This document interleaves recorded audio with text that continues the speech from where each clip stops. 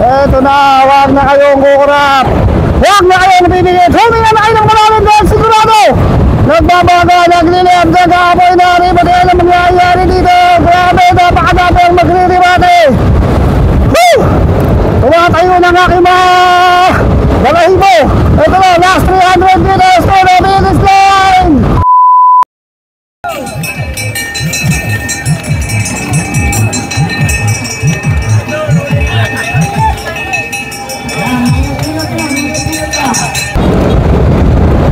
Grabe, Team Tarlac, Irena, Dandex andito. So wala pa naman tayo asap na, wala pa tayong breakaway.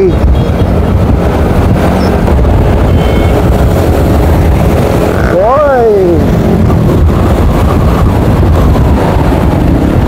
buong buo itong ating grupo. Hatak ni Agbanlog, Ronald Duranza, yun lang.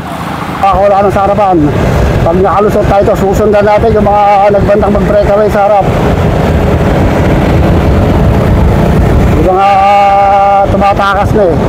Yung mga unti-unting tumatakas. Ito lang si Edson Corvadora. Saan kaya si Ronald? Tumatakas na si Ronald Duranza sa harapan ha. Tayo dalawang breakaway. Jerry Capua and rider number 125.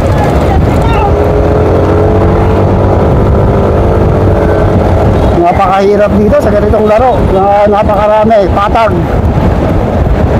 Napakahirap tumakas. Yung ibang mga sasakyan hindi pa nagbibigay. Kasi Ronald Duranza, ito lang. Si Ronald Duranza nakatabi si Bulangay. Wadyado ng mga Dandex. Kaya pala si Aidan James Mendoza. Ay hindi, si Paul Bulon. Si Aaron Delena. Hindi ko makita si Aidan James. Nagbabalat kayo.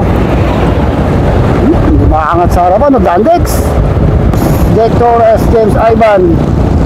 Uy. So kantang palitan. Sabi itong rider number 165. Ay si Caro pala ito eh.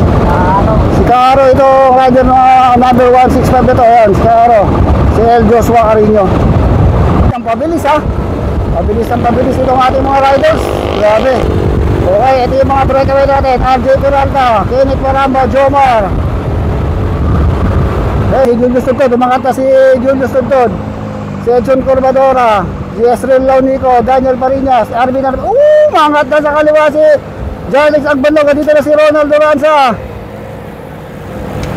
Pinis tayo, tinaban natin na dito sa harapan. Di Ronald sa harapan.